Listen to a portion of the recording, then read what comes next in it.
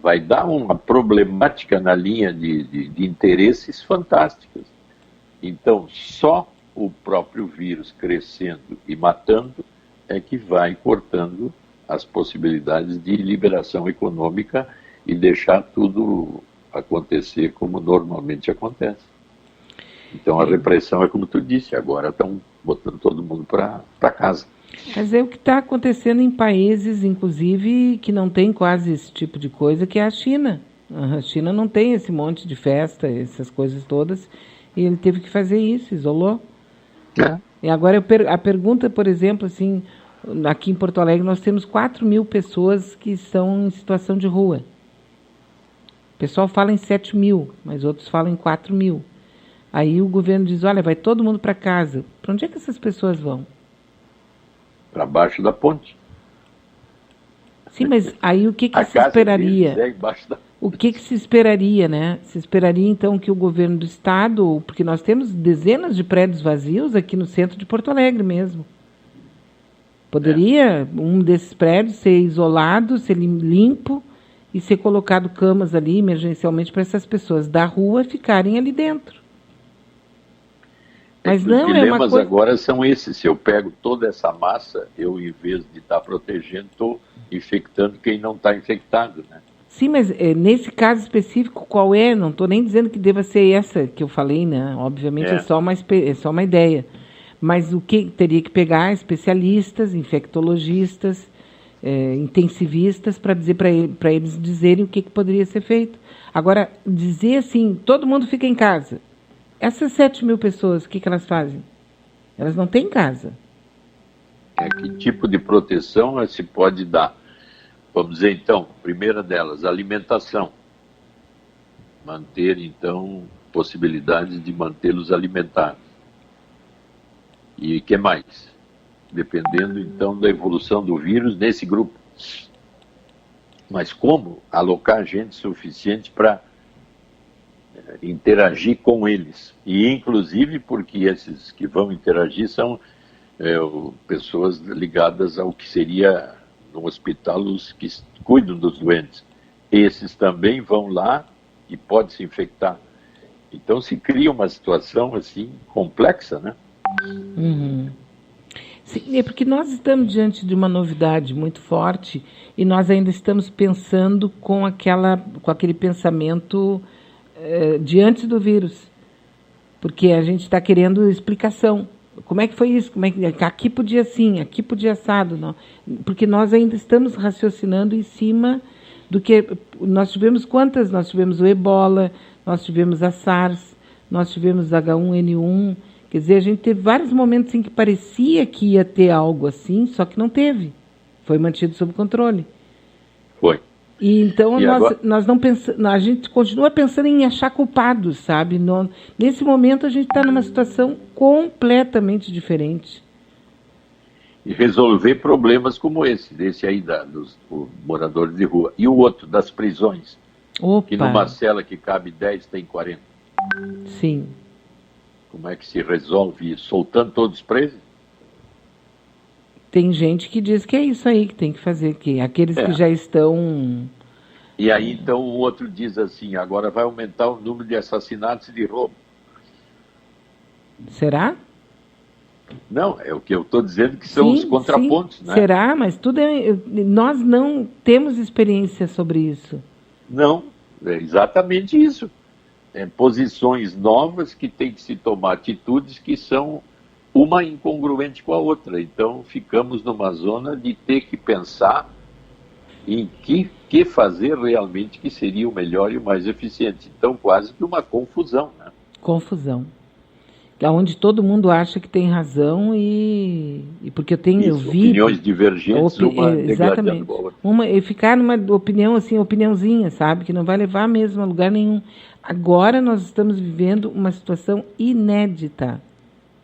Inédita. E temos que buscar nesse ineditismo posições sociais e econômicas que sejam eficientes para uma próxima agressão também, de certa forma, mais sofisticada que essa, mas que nos deixa preparado para enfrentar, né, o futuro. o futuro. E vai ter, né? Porque não adianta que não vai terminar o mundo.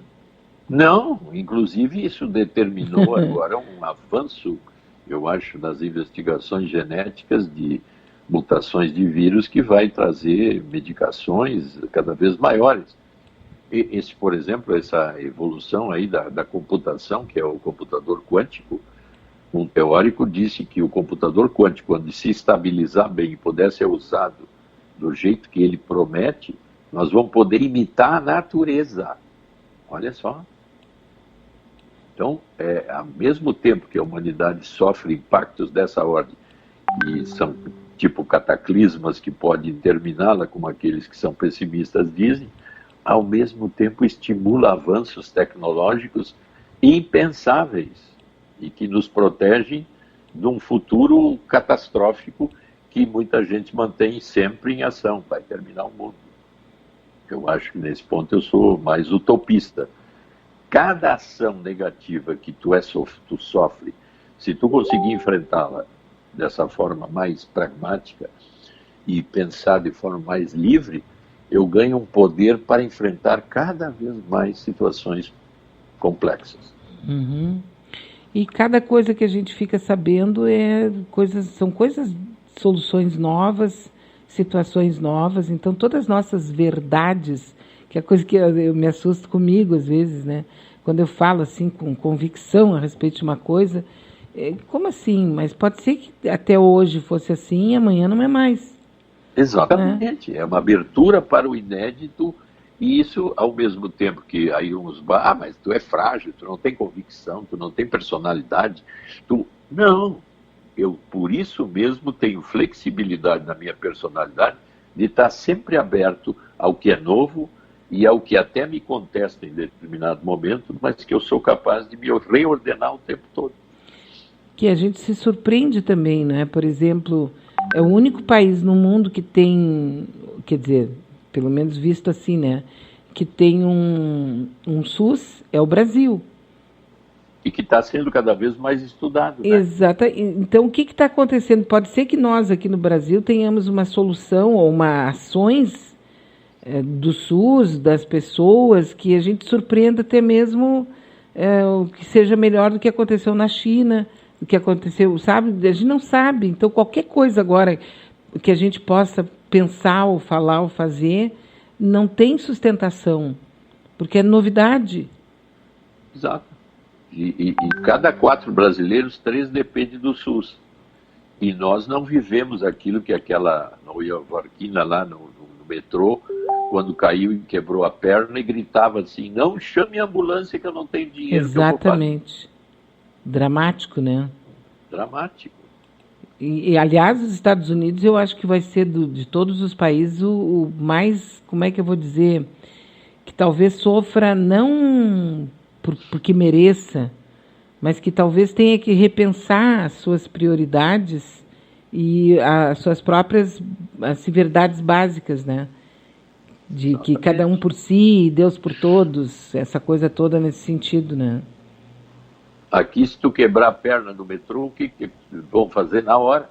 Chama o SUS. HPS em ti, hospital, sem ser o Ernesto... SAMU, chama o SAMU. Aliás, nós somos do tempo da Sandu, né?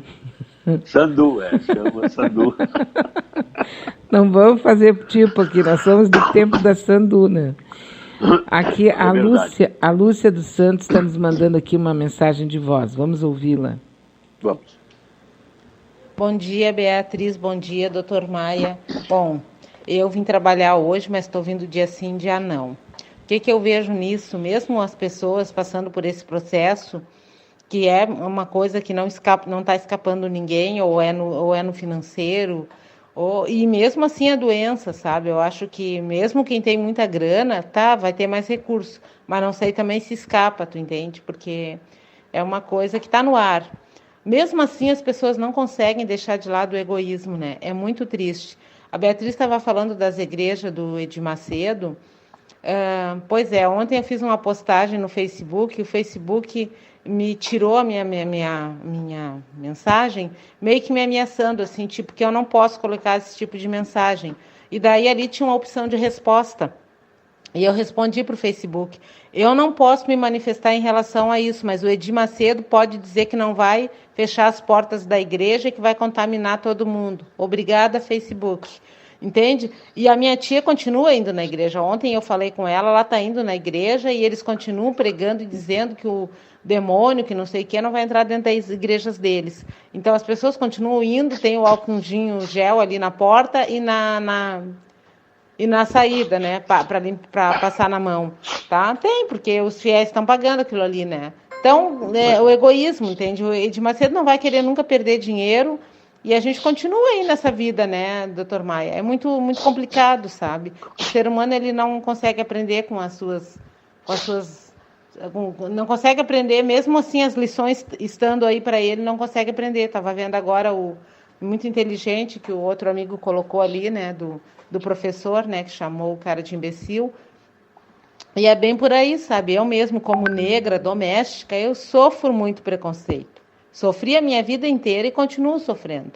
E essas pessoas, elas não aprendem, não adianta, não aprendem, sabe? É que nem eu falei, aqui no bairro onde eu trabalho, tem pessoas maravilhosas, a maioria é super querido.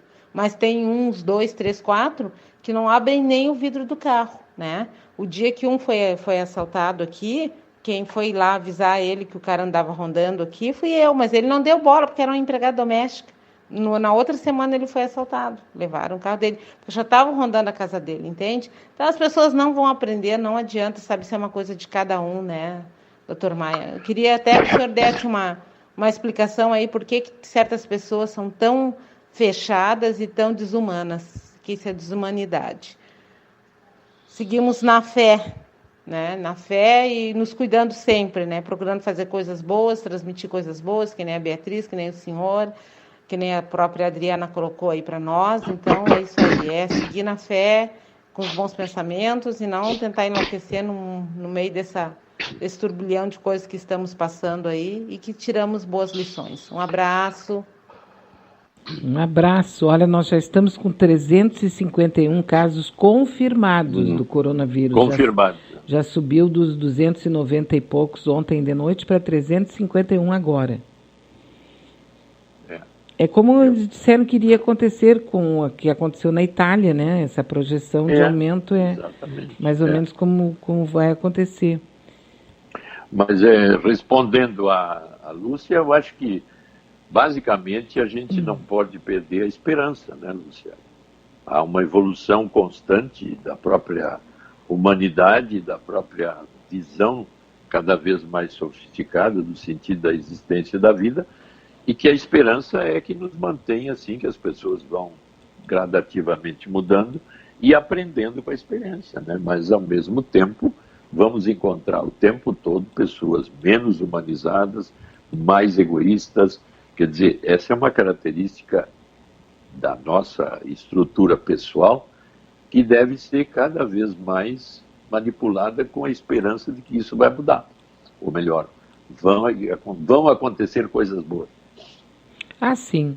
E vai ficar claro que essa privatização de tudo que eles estavam especulando e tentando fazer, na Itália, por exemplo, eles privatizaram tudo na Itália nos últimos anos, né?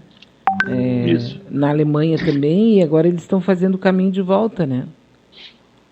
Então, a Itália é um dos lugares mais baixos da tabela europeia. Em 2006 tinha 399 camas por 100 mil pessoas. Em 2017 caiu para apenas 318, um declínio de 20%. A privatização foi um caso assim que trouxe grandes problemas para todos esses países. Eu acho que tem razão o tornar mais socialista as coisas equaliza todo mundo e humaniza mais as relações. Se tu vê uma coisa... que eu ajo o contrário, eu fico mais egoísta e puxo mais a brasa para o meu assado. Exatamente. Por exemplo, agora muita gente está pagando o plano de saúde, mas se adoecer vai para o SUS. Aí tu faz o cálculo daquele gasto que tu tem com o plano de saúde, mas quando tu precisa, tu vai para o SUS, qual é o sentido? São essas distorções que cada vez a gente tem que observar.